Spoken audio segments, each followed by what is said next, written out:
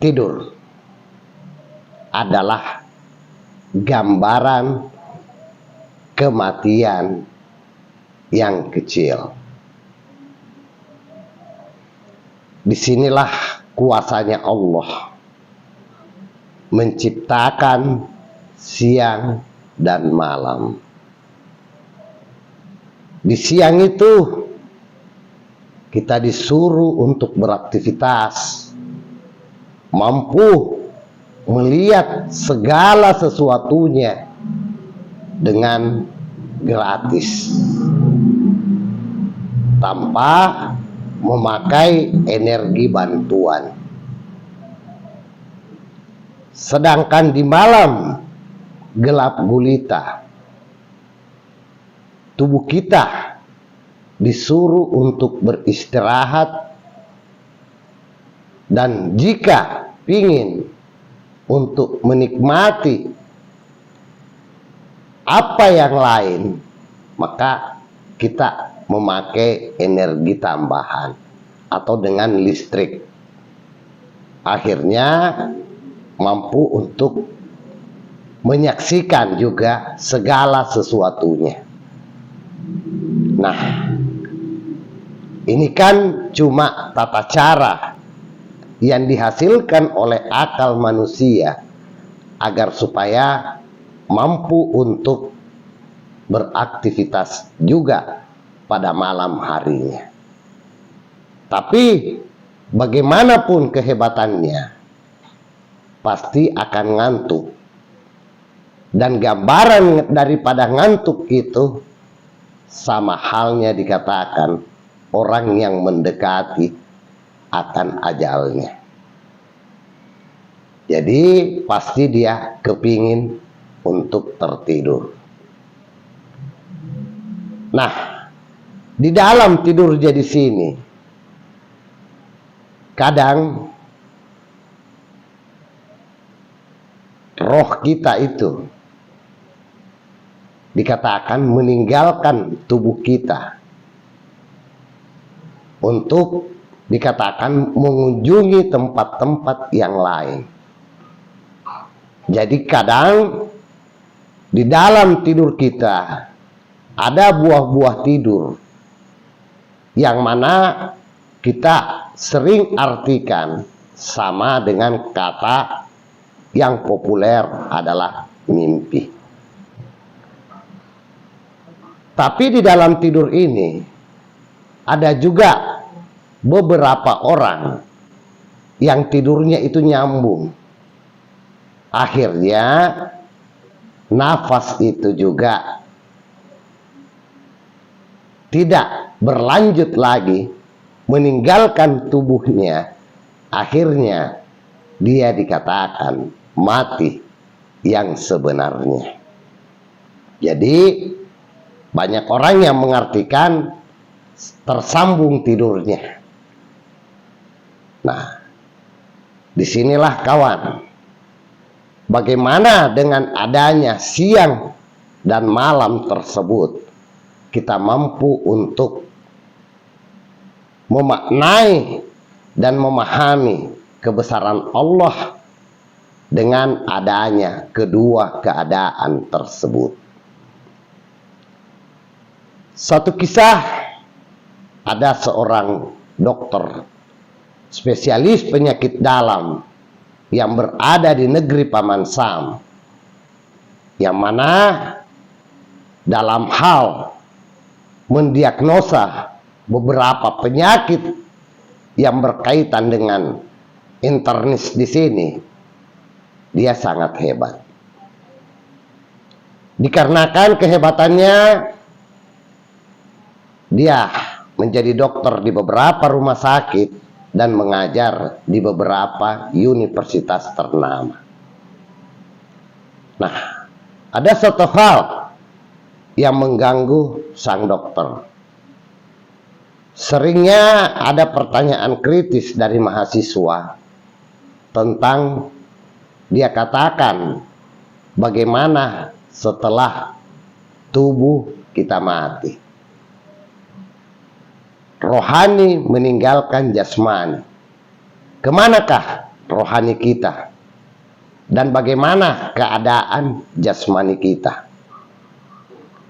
Dikarenakan sang dokter tidak pernah mempelajari, maka untuk menjawab ini dia meminta pandangan dari beberapa teman-temannya yang berada di rumah sakit yang berbeda untuk membantu memberikan jawaban ini. Dikarenakan banyaknya surat permintaan dari dokter tersebut, akhirnya pihak rumah sakit memberikan jawaban juga secara ilmiah berdasarkan orang-orang yang pernah mati suri di rumah sakit tersebut.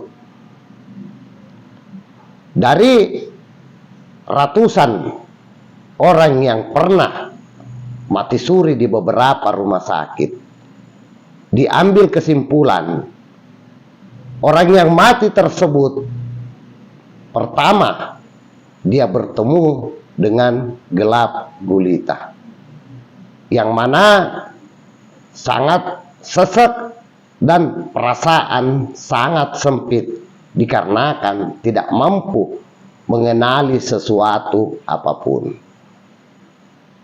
Dan yang kedua berlanjut, dia bertemu dengan terang benderang.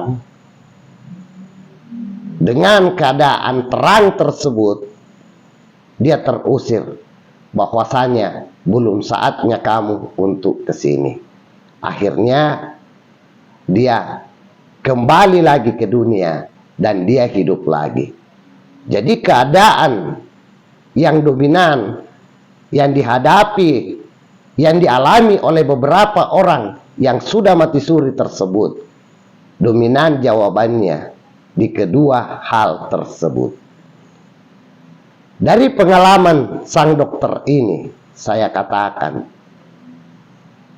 sangat sesuai dan sangat ilmiah dikarenakan belajar kepada orang yang sudah mengalami.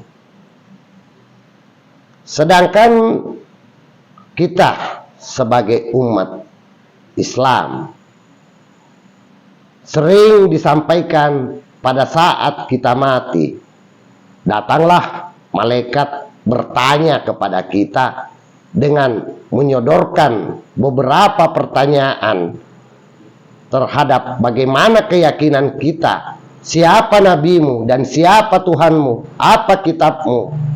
Saya katakan mungkin ini adalah cerita, yang mana cerita ini saya katakan tidak akan mungkin terjadi pada saat kita mati, karena pertanyaan tersebut selama kita masih hidup. Jadi bagaimana meyakini kitab kita di sini, Al-Qur'anul Karim, yang menuntun kita bagaimana untuk selamat. Jadi bagaimanapun sebagai umat muslim di sini bukan dikatakan mempelajari Al-Qur'an untuk mencari perbedaan, tapi mempelajari Al-Qur'an untuk menyelamatkan dirimu dari kegelapan kelak kemudian hari. Jadi Allah, sebagaimana sering saya ucapkan di beberapa video-video yang lain, dia katakan, saya adalah perbendaharaan yang tersembunyi, yang ingin dikenal oleh manusia. Jadi tugas kita di muka bumi ini cuma satu. Bagaimana dengan kalimat persaksian kita untuk mengenali Allah. Asyhadu alla ilaha illallah. Jadi persaksian ini jangan cuma menjadi ucapan, tapi menjadi kenyataan. Dan bagaimana juga kisah yang dikisahkan di dalam Al-Quran, yang terbanyak tentang Nabi Musa, karena di antara para nabi, Nabi Musa yang sangat kritis meminta jawaban kepada Allah terhadap apa yang dia alami dan juga apa yang kita alami sekarang. Akan tetapi di banyaknya manusia sekarang, banyak yang tidak sekritis dengan Nabi Musa. Banyak yang menerima saja tanpa mau dikatakan untuk mempelajari kebenaran bagaimana sebenarnya ilmu Rasulullah. Banyak yang menduga-duga bagaimana perlakuan Rasulullah di kehidupannya. Justru itu yang lebih dominan tentang sunnah-sunnah Rasulullah, bagaimana perlakuannya yang lalu. Akhirnya banyak terjadi debat kusir di antara sesama, lupa terhadap yang terinti. Karena ilmu Rasulullah yang sebenarnya adalah bagaimana menuntun kita untuk mengenal Allah. Bagaimana yang dia katakan, man arafa nafsahu faqad arafa rabbahu. Bagaimana mengenali dirimu dengan mengenali Tuhanmu. Jadi bagaimanapun kita, dengan adanya Nur Insan, Nur Muhammad, dan Nur Ilahi yang berada di dalam tubuh kita, jadikanlah itu sebagai penerangmu untuk bagaimana pencarianmu terhadap keabadian atau kebenaran. Karena dari pengalaman tadi tentang adanya orang yang mati suri yang memberikan gambaran tentang kegelapan, jangan sampai di kematianmu nantinya berada dalam gelap gulita. Itulah neraka, kawan. Jadi selama nafas kita masih bersemayam di dalam tubuh kita, pergunakanlah untuk mencari kebaikan, mencari keabadian, dan mencari kebenaran. Karena itu saja yang menjadi modal bagi kita, mampu menjadi modal di dunia untuk sebagai penerang. Karena ingat kawan, segala sesuatu permasalahan yang ada di muka bumi ini, yaitu adanya sesuatu yang ditutup-tutupi atau disamar-samarkan.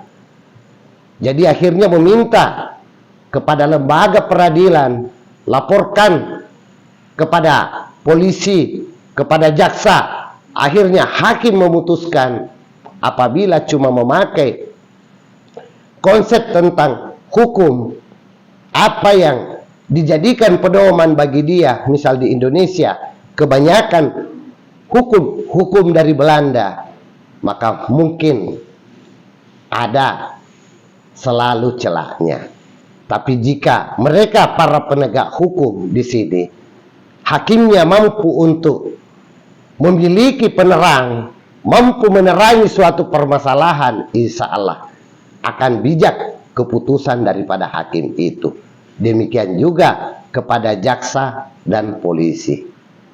Jadi bagaimana mencermati segala sesuatunya di dunia ini saja, kita harus berikan seluruhnya dengan penerangan, bukan dengan adanya satu yang samar-samar akhirnya kita gelapkan, akhirnya masalah tersebut menjadi teka-teki.